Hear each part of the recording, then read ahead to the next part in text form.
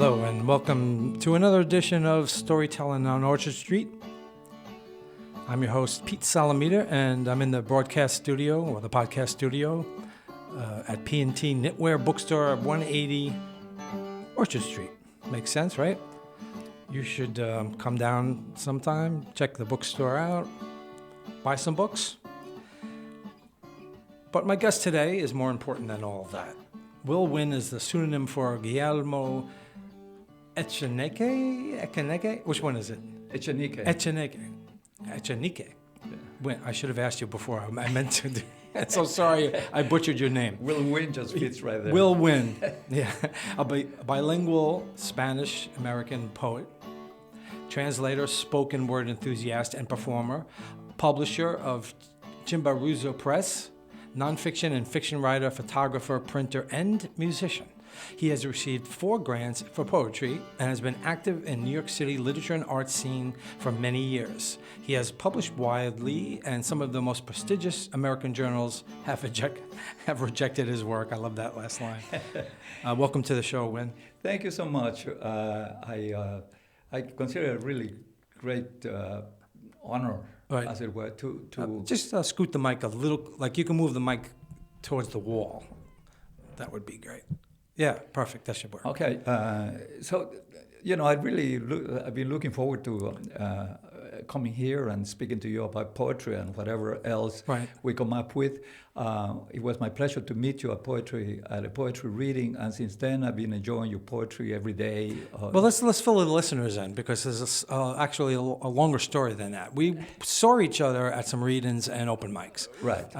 I saw you do one here at P&T. Correct. Yeah. And but we didn't really know each other per se. And then remember that time? So we were going to 2 separate events, right? Correct. Yeah. This is funny. I don't know if I told you this part. I was on the wrong train and didn't realize it. I was supposed to be on the R train, but I'm so used to taking the F to come here, I got on the F. Anyway, we met on the F train. Yeah, right. But the F wasn't stopping at our station to pick us up. So then we had to go to, was it Lawrence Street? We had to, one of those circuitous. But then I found out that the train I was going to take from there wasn't stopping there either. And then I said, I don't know, what am I going to do? Then I figured I could take the R train, but the R train was not running from that station either. And then at first I thought I was going to walk to the R, and because I really wanted to go to that reading, and I got out and I started going in the wrong direction. And I'm like, you know what? That's a sign. I'm just going to go home. Yeah. When we stopped at Bergen, was it? Yeah. I heard the announcements, and I said no. Right. Go back home. But the good part is that we got to talk more than we had talked before. And I really enjoyed talking to you. And I think that's when I first broached the subject of you coming on here. I gave you my card. Yeah. So without that mess up of an MTA, we might not, I don't know, maybe you'd be on the show, or maybe at a later date. Yeah. Life is beautiful. Yes. Beautiful accidents do happen. Yeah. So we have a lot to talk about, but I'm just curious. I always like to know a little bit about people's backgrounds, maybe before they became a writer, or when the turnaround was for writing and stuff like that, and what other things. So you told me that it's in here too, right? No. That you're originally from Ecuador, correct? Correct. Right. Yeah. I was born in Ecuador so many years ago, 1941, and I came to the United States when I was 17, 1959.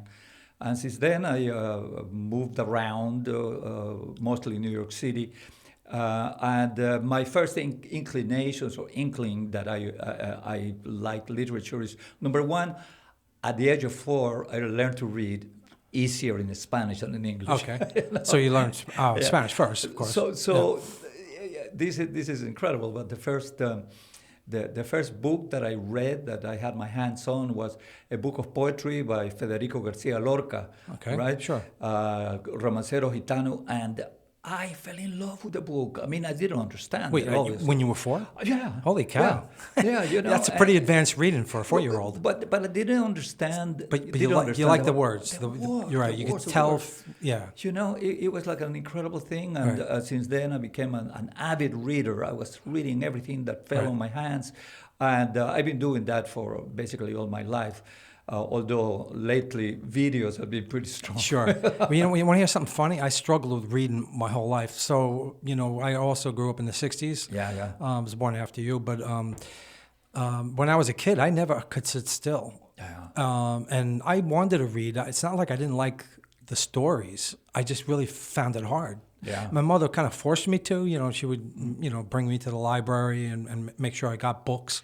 Yeah. I think like books like the Hardy Boys and stuff like that. The good stuff. Yeah. But I always struggled with it, but I always wanted to do it. But it's just funny that now that I'm on this kind of a podcast, sometimes I feel overmatched because I have a feeling my guests are more well-read than I am. Because I still to this day, actually worse now because like you said, the phone, videos, all kinds of things. It's just really hard to keep a concentration, It's so true. Our minds are always on 3 or 4 things at once. Yeah. But I still want to read, and I still do. I still try, but it takes me longer, and then you lose interest sometimes. I think that it happens to all of us. Right. And as we age, it becomes even more difficult to concentrate. I have about 20 books that I started the first chapters. But you know what? I even wrote book reports when I was in like high school of books I didn't read. Yeah, that's the best kind of book. Yeah. So what was the impetus for you to first come to America? Well, the majority of people who come over here, we are economic exiles. Right. My family had broken up. At the age of 11, my mother said to me, "Willie, you are the man of the house." That's something to be told at 11. And if I told that to my 19-year-old, I think he would have a heart attack. I know. Right. But through all sorts of circumstances and miracles, okay, I was able to come. My father was here with a different family he had formed. Right. Okay. So I joined him. That was quite a travail, of course. Feeling like a traitor every day. Right. And then we ended up in New York City, but he got a job in South America. He was an engineer. And he asked me, "Willie, you want to come with me?" I said, "No way," because I wanted to bring my family, my mother, my brother and sister. Okay. So how old were they? Were you the oldest?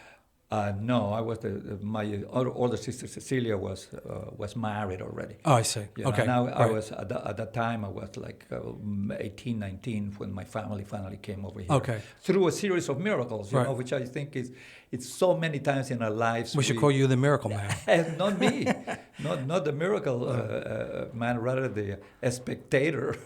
I know this is a long time ago, but I'm just curious. 17, you're born plane, or how'd you get here? Oh, plane. Yeah, what were you thinking?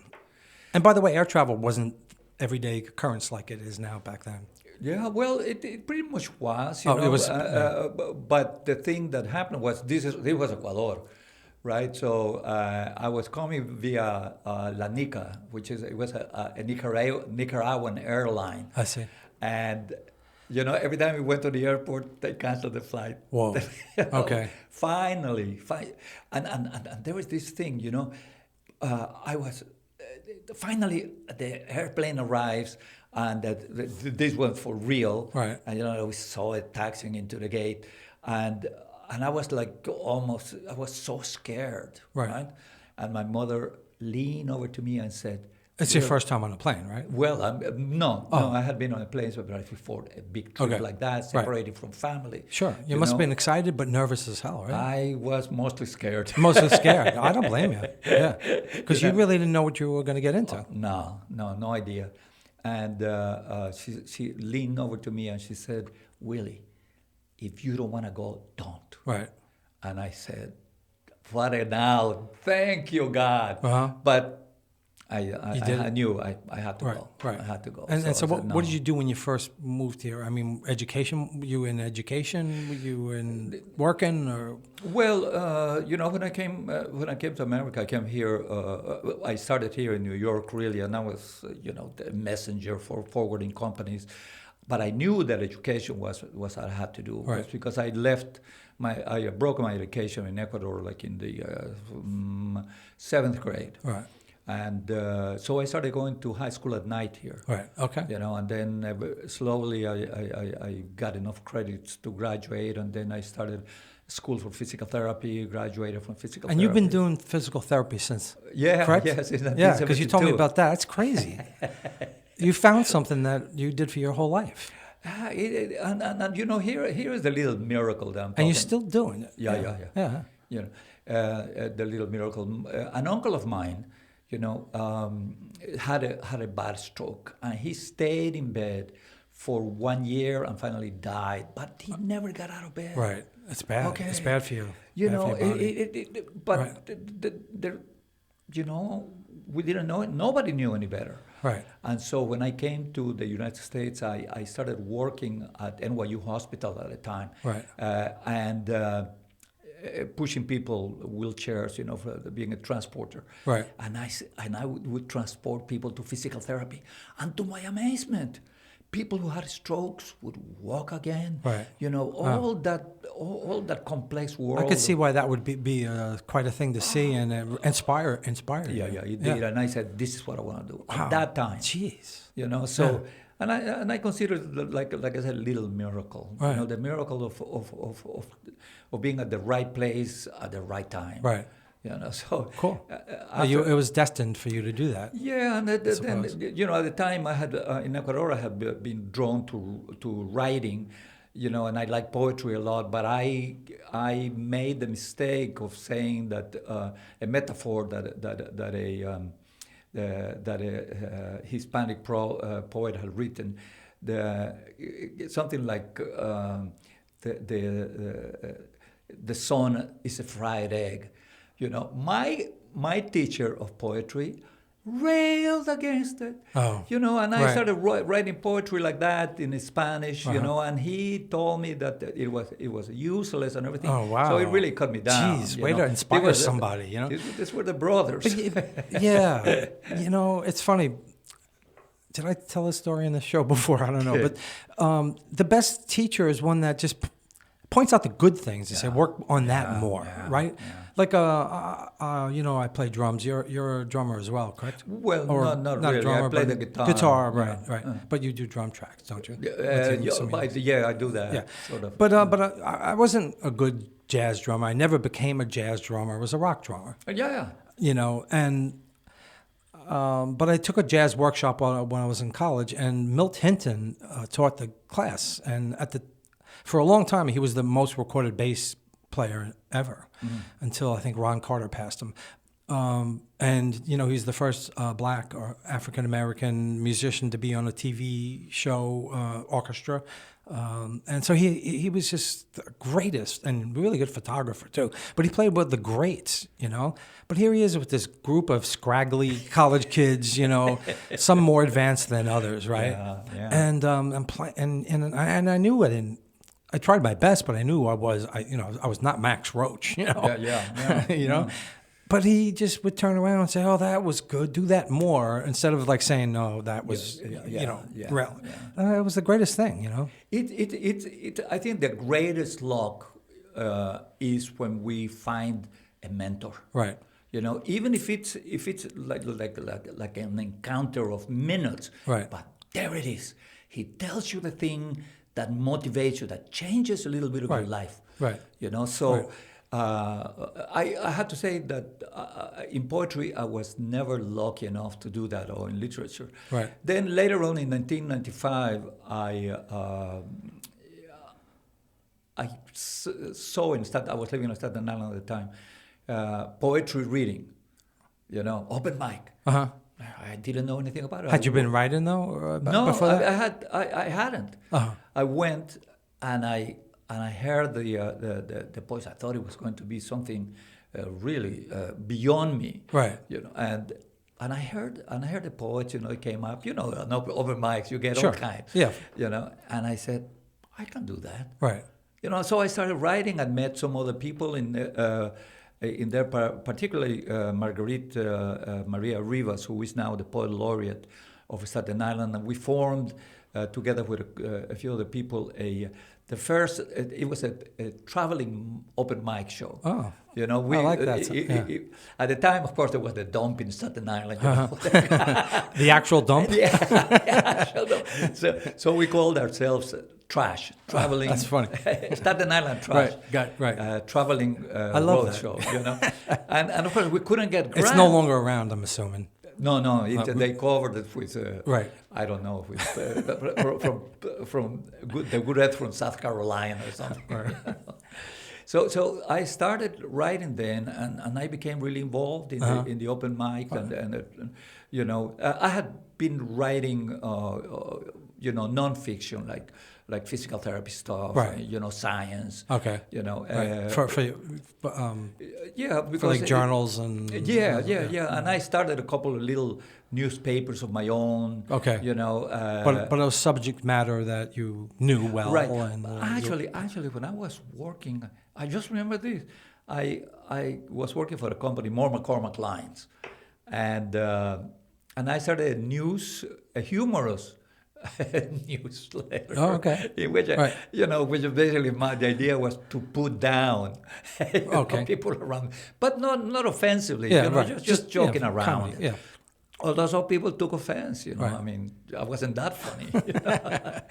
You weren't Don Rickles, like you couldn't get away with it. No, I couldn't. So I had been writing like that, but the poetry stuff really took off then for me. I started writing and finding an outlet, right. For something that we all struggle Sure. with, and it's basically our identity and how we fit into the world, and right. and I found that was an outlet that really fit with me. I just really loved writing right. stuff, and I started publishing a lot of material. I mean, like lots of material that I would print on my computer, my printer. And I submitted, of course. And the thing about rejection in right. poetry as an author, unless your house is papered with rejections, you are not a good poet. Oh, okay. That's funny. Yeah. Yep. Yeah. Speaking of being a good poet, why don't you read something, and then we'll get back to the interview. Oh, okay. Let's see. Of course, I have to go through the technology way. Okay. And this is basically this poem. I sort of think of it, as manifesting.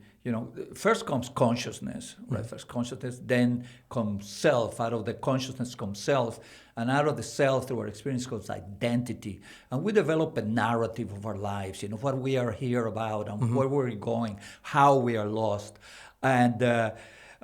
So this is a little bit like that. Okay. And it's called Toast. Toast, okay. Here is to love's found and lost, to bridges crossed and burned in the fleeting days, blindly spent in this uncertain life. Here is to what fate offered and withdrew, a life a rolling tumbleweed, pushed by ever-changing winds that ended up snared in some obstacle of fence, the wide expanse, the rolling placid hills, forever far, forever out of reach. Here is to battles fought and lost, the bloody cup spilled or the champagne drunk too soon, the laurel crown trampled underfoot, the sacrifice forgotten, the emblem lost. Here is to the rectilinear pulchritude of lies forever gone in the infinite cauldron of the world. A river overflows its banks, a mountain tumbles down the valley. Here is to steps taken, miles walked, continents of uncertainty crossed, hills climbed up and down, roads traveled or not. milestone reached, ports left behind. Life, in other words, goes on. Here is at last to time that passes and it's gone. Our history becoming inaccurate recollection, tales lost in the rhythmic insouciance of the clocks, helping us to remember that it's not time that passes, it's us. Oh, that's excellent. Yeah, a lot of visualization in that for me. Like I kept trying to catch up with where it was going, and there was a lot of landscape in it. You know, I love the I love the tumbleweed being pushed by different winds and winding up in a fence. Is that what you said? Something? Yeah. I love that image. Yeah. Yeah, because you see it, right? They're just rolling wildly. I took a seminar with Ellen Miles. Okay. And you know, she was, I would say, she was a person who opened my outlook wide open. You know. How so? How did she do that? Well, because I understood that form, poetic form, was really not a constraint, but really an opportunity to write in ways that you weren't willing to before, that you would not experiment with. Right. You know, and she. It's funny how I met her. You know, I've been practicing Zen Buddhism for about 40 years now, and I met her at the Zen Center. Okay. And I didn't know who she was. You know, she said she asked me, and what do you do? Uh-huh. And I said, well, I'm a poet. Oh no. And I said, how about you? He says, well, I'm a poet too. and I said, well, where can I read your work? Uh-huh. You know, she said, well, I'm in the library. Right. That's great. Wow. And then later on, that's so funny. they're oh my God. But she was such a good teacher. Nice. You know, she is as a poet. Right. You know, she's still yeah. Uh-huh. In New York City? No, I think she's now in the West Coast. Right, but you met her here. Yeah, I met her. Right. I went to a couple of her of seminars, of classes that she ran, and I always came out. You know, with all these poets, you know, there's always something that you learn. It's something that opens your mind to things that you just didn't know could even be done. Right. You know, and there they are. I said, holy Christ, he did that. Right. Well, so far I've only been writing in my own style and way. I don't know if it always makes the true poet a poem format or my own thing. So a lot of it's kind of like a story poem kind of thing. Yeah. I understand that. I hear something.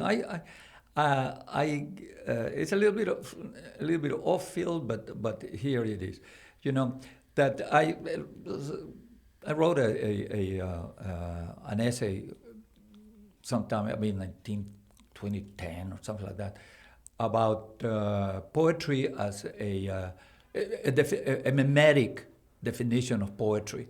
You know, thinking that memes were just being explored at the time, and as units of cultural transmission, you know, and I explored that, and I came with a definition that poems are really memes, you know, based on a meta meme, you know, on the concept of the line, and we take our experience in life, you know, and we put it on paper in a way that we feel satisfies our innermost desire to expand not only our experience but also the knowledge of others that have of us, you know. So using the line then defines how you write and how you write it, and I think it's wide open to whatever you want to do. Right. You know, so when we say it's a narrative poem because I'm talking about my life, well, most poems, and George Wallace said that, you know, right. So to some degree fictionalized. Right. Yeah. You know, and so I look at poetry in a kind of intimate connection. Every poem has an intimate connection with the reader. Regardless of your intentions, Right. What I read of it might be completely different From than what we intended, sure, right? well, of course. Yeah. Right. But and one thing that I ask myself at the end of a poem is, what is this poem about? Right. Like for instance, on one of your poems, I would say, what is this poem about? Well, it's about regrets. Mm-hmm. A lot of my poems are about regrets. But I'm good at regret. We all are, Regret and dysfunction. Dysfunction. Without dysfunction, we couldn't write poems. That's why we write poems like that. Yeah. Whoever heard of a happy poet? I don't know. Yeah, once in a while I come up with a poem that might be slightly on the sunny side, but it tends to be largely dark. Yeah, but it's well fried. That's why my first book is called Bitter Pill. Bitter Pill, 2 shots and a piece of cake. Yeah. And my next one, it's already done. I'm just not sure when I'm going to put it out. It's going to be called From Here to Institutionalized. Yeah. So it's like, the step from that. That was there, and now this is one more step. Yeah. And I do grapple a lot with mortality and mental illness and the frailties of human life. And I try to be empathetic about that's not always, most aren't really about myself, maybe a little bit here and there. Yeah. But I try to have empathy for the people around me in the world. Okay, so in this mimetic thing that I'm telling you about, all your poems are about yourself. Well, yeah, to a degree. Not biographic. Right. Not biographic. Right. But about how you fit in the world right True. now. True. Whether there is grief or love or lost love or whatever. Sure. And what defines the poem or experience you've had in your lifetime. Yeah. Right. Yeah. Because good or bad. Identity. Yeah. Right. Your identity, what you believe you are, how you are, etc. Defines your poetry. Anyway, that's how I see it. Well, let's get back to your poetry before the show runs out. I want to make sure you get a few in, and at some point, I'd like to read one as well. Yeah. Well, I'd like to show you something, which is this, which I publish a lot of, which is poetry for the six senses. Huh. These little things that you can fold. Right, and then they put it in your pocket. Nice. Yeah. And are each one of those a different poem, or they're all the same? They are different poems, right. And they're usually Yeah. Oh, okay. Yeah, poetry for the six senses. I don't know if readers are going to see that. Yeah. I put it in a little bag like this. Right. Nice. A little bag. Right. And it has. And you got some artwork in here. Is that right? It's referencing something. Right. Yeah. Usually a picture of another. Okay. And are these photographs you took, or photographs I took of works of art, and I then changed them a little bit so that so as a So do you like photography? Yeah. I do a lot. Yeah, me too. Yeah. So I do that, and I have a series. This one, for instance, is the eroticon. Okay. It's all about it's about sex, really. Okay. And I write poems that are not. Some of them have really clear images, that some people may consider pornographic. But they're just the human body, right? And I use different formats, like. Oh, I love it, man. Yeah, that's different really cool. Formats like this. Yeah. And I will gift you. Nice. That, and let me then read one of these poems. Well, let me see one of the erotic poems. Without. And the image that I have, it was by an artist that was announcing an event that she was doing, and she appears like crucified, but it's tied. You know, and she's basically bemoaning the state of women. See. You know. Is this recent or? Oh, that's about maybe 5 years ago. Okay. So, and you can see the image, right? Wow, that's pretty heavy. Yeah. The image, and she's on a cross, and then I said, where was it? What? Where was that? It was in Europe. Okay, but it was like in a gallery or? I don't know. Oh, okay. I don't know. Right. I asked for permission to use it. I see. Yeah, the cross, and again, these poems are sexual, right? The cross. She asked, I join her on her cross, her lost, a harsher master than I thought, and yet the sweetest too. She offers the essence of herself, the crux, the unimaginable depth of her whole being, the ties of yin envelop, and I perish in the cross she's made for me to hang, for her to pierce my side as I have pierced her. Wow. You know, cool, man. So, yeah. you know, and here, of course, you know, you put it in the bag, and in the bag there is a little, there is a candy. Oh. Right. There is candy. There is a smell. It's nice to sweeten the deal when you give. Yeah. Well, it's for the six senses. Right. Got Poetry it. for the six Right. senses. Oh, what a great idea. Yeah. So. You're a very artistic person, so it's not just. Tell me about your music a little bit. Well, you know, for years, and I've always been interested in music. When I was a kid, about 14 or 13, I was 12. I was in this school that had a really good choir, and I joined that. I had to audition, you know, and then I was an alto, and you know, it was. And I tell you, one of the most wonderful things that ever happened with me in music, you know, the each section, the alto, the soprano, the bass and tenors. We rehearsed the songs separately from each other, like 5 days a week. You know, each section rehearsed 5 days a week, wow. and then about That's a lot of maybe rehearsal. a month or so, finally the choir came together. Right. And you know, we were going to sing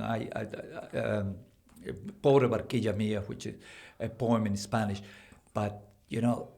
And he gave her tones, you know, which we have rehearsed to perfection.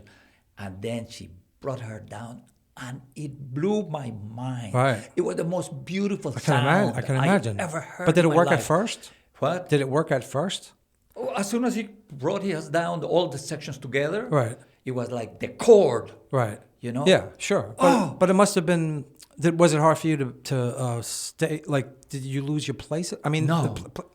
No, it like was, when you heard it, it was like, and I wrote a poem about it, and my last line was, and at that moment, for that second, I believed in God. Well, the human voice is very powerful, and when you put it together like that, it's incredible. Yeah, it really is. You know, so and then I had like a few things that. That's why the Beatles were so great. Please, inimitable. Those voices, yeah. Inimitable. You can sort of fake it. Yeah, but you put those voices together. Yeah. And the genius is genius. Yeah. You know. So I had like a few things that I wanted to sing in my life with a choir. It's like Beethoven's 9, you know, the chorale. And do you still sing? Well, just by myself now. I'm not in the choir, but Verdi's Requiem, you know, Carmina Burana, which is a trip. You know, and I really got to do all that. It was an ambition of mine. Right. You know, so I feel I can die. I can die in peace now. Well, that's okay. Well, don't do that too soon, please. No, I'm not saying soon. What was the most impressive place you sang at or performed? The most beautiful, the one that you remember the most.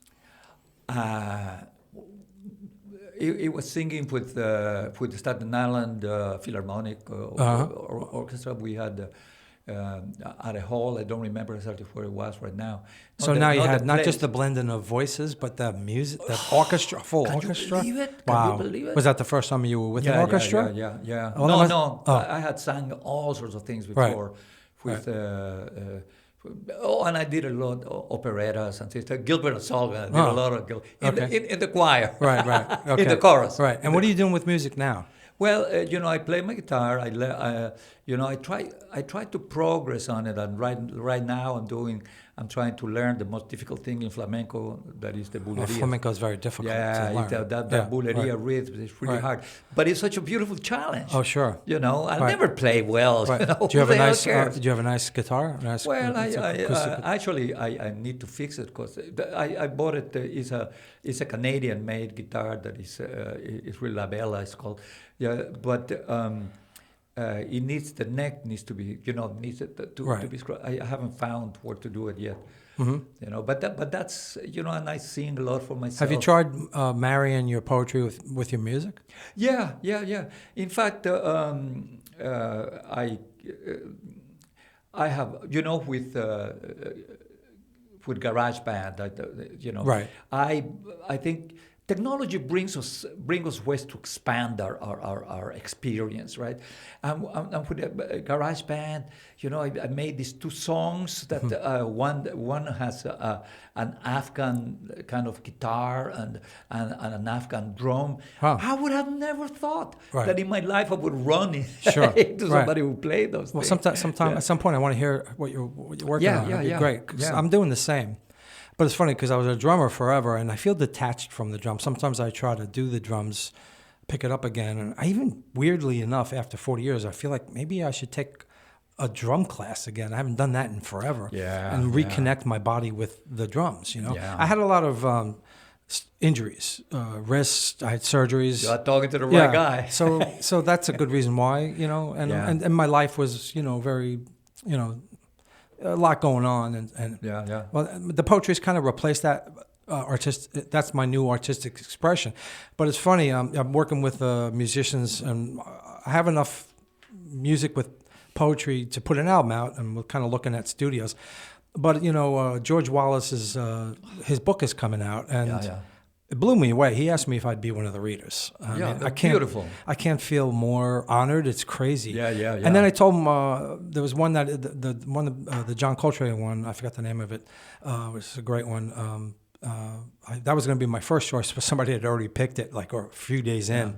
And then I said, well, I like these two, and then he goes, well, how about this? How about you do both, but you do one playing the drums? So it's both exciting to be playing the drums again, but it's like it's going to take some practice for me to. It's difficult. Yeah, it's difficult. But I think I'm just going to pick a beat that's simple enough that I can embellish when I'm not reading, when I'm in the breaks. Right. But I'm not used to doing it. When I was in bands, I didn't. They wouldn't let me have the microphone. Because if you heard my voice. Well, but see, speaking voice and reading a singing voice are two things. But this is what we're talking about when they don't let you do something, then you cannot develop it. Right. And what I like about spoken word and music is what hip hop has done for the development of that. Right, it was basically, spoken word music. And then when you drum it, you don't have to follow the hip hop thing, but you have the right idea. Right. Pick a rhythm, something. Well, he told me, because I gave him a sample of what I first came up with, and he goes, now it's too dry, and he goes, think more like a Western. So I'm trying to imitate the sound of the horses, like they do in Westerns, the clippity-cloppity thing. And it's a simple beat. Well, it's a beat that you have to choose. Yeah. By the way, because the time is going faster than you think. No, I'd like you to read something else. I'd like to read something too. But I don't want you to leave before we get at least one or two more of yours. Thank you so much. Interview. Okay. I'll read this. I can leave one that is 40 seconds long for the. Well, we have time. Sure. Okay. Yeah. I like we said before, poetry just gives you permission to do anything. So this is called The Dead. stacked like cordwood, wait. They are the contortionists in the circles of eternal rest, in their impossible postures, their careless postures, in the jumble of arms and legs that stick out this way and that. They all have a little hint of a smile on their lips, as if they know something we don't know, and coy, they will keep that precious information to themselves. They don't stink yet overwhelmingly, but the air is heavy with a deep presentiment of decay that insects know only too well as they rush in to lay their eggs. By tomorrow, no one could easily approach this mound of still flesh. So a bulldozer carves an enormous grave. It rips, pushes, and lifts the vegetation and the rich dark earth out of the way until a calculating eye judges enough is enough, signals stop. The bulldozer then backs up, turns on a wide circle, approaches the wall of death slowly from behind, aims itself, lowers its blade, growls and charges, while the dead stack like cordwood wait. Likewise, we must bury our death, killed in the commotion of our daily travails, in the internecine battles within ourselves. We must dig a deep, a welcoming grave for all our broken dreams and plans, for all our lost hopes and loves, all our recriminations and self-doubt, for the resourceful constabulary of our self-hate, fallen by the wet side of our despair. They must finally rest. We must dig and dig, forgive and forget, while the dead, stacked like cordwood, wait. Wow, that's really powerful. What was the inspiration for that one? Is this, did I get it wrong? Is a mass grave? Yeah.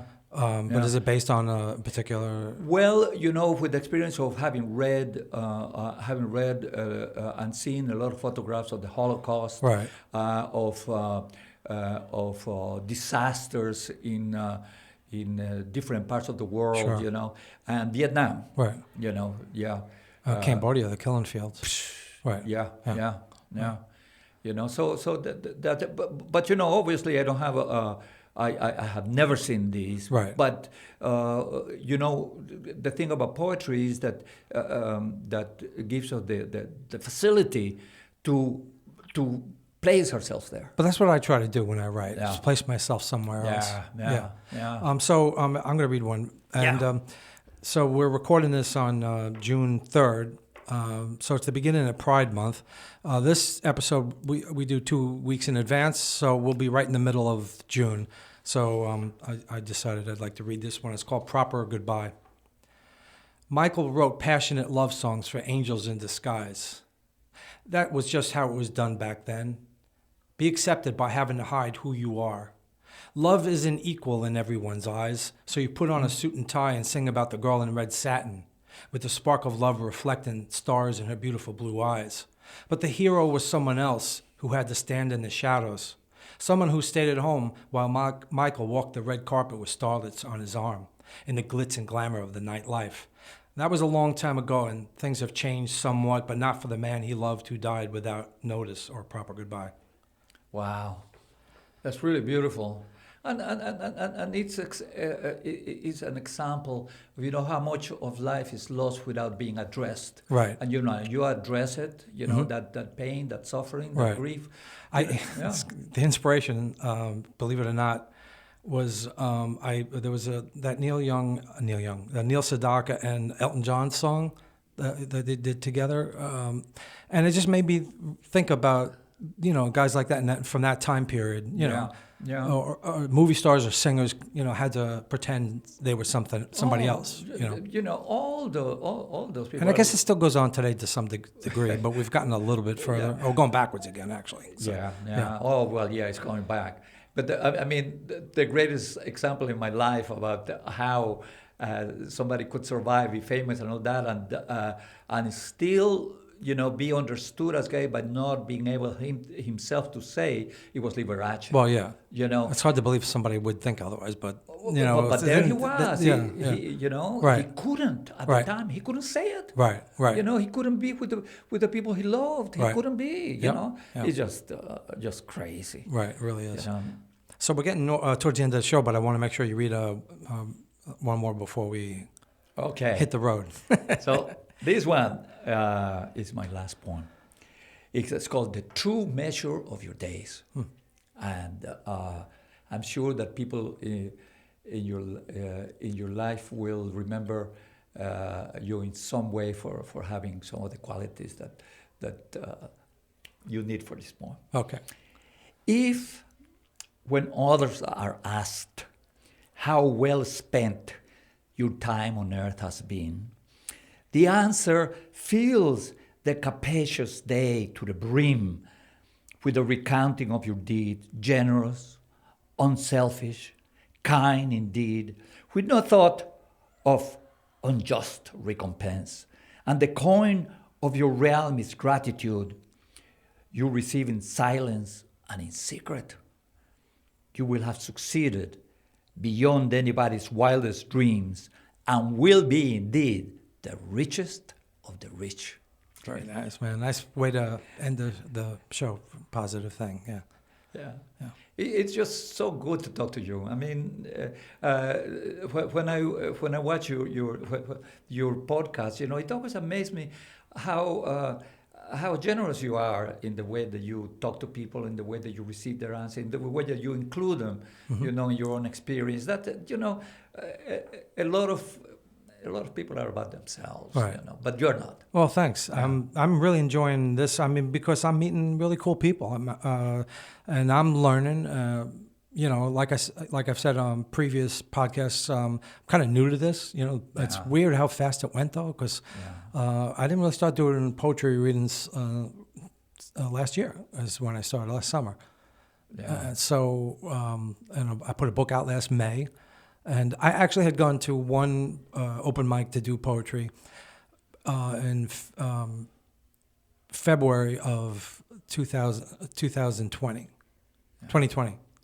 And it was right before the shutdown. But I did it, and I was like, oh, this is cool. I like doing it. And the host said, you should come back. And then that was it. There was no more, I think they might have tried to continue the open mic, but it was online on Zoom, which I haven't done that yet. Have you? Online poetry? Yeah. Oh, yeah, many times. At some point I might, but I like the being in the same room as people. But we were forced to. Right. I mean, sure. We lost 2 years. Right. The thing about your poetry is that it's very accessible. Mm-hmm. It's and it addresses stuff that we know. And when we finished reading your one of your poems, we said, "Yeah, that's how it is." Right. Well, thank you so much. I appreciate you saying that. And I'm so happy you were able to come on the show. And look forward to running into you at an upcoming event. Thank you. So again, I've been fortunate enough to have Wil Wynn in the studio. You've been listening to Storytelling on Orchard Street in the podcast studios of P&T Knitwear, 180 Orchard Street. It's a bookstore, a bookstore with a cafe, by the way, and they do readings here. I shout out to Wayne Kroll, who does a bi-weekly reading called First Floor Walk Up. So then they have other events here that you should check out. And oh, great! I bought a book here. Oh, what do you got? It's Andy Warhol. It's a good-looking book. You bought that today? Yeah. All right, cool. Anyway, Wynn, thanks so much, and thank you, listeners, for being part of our experience.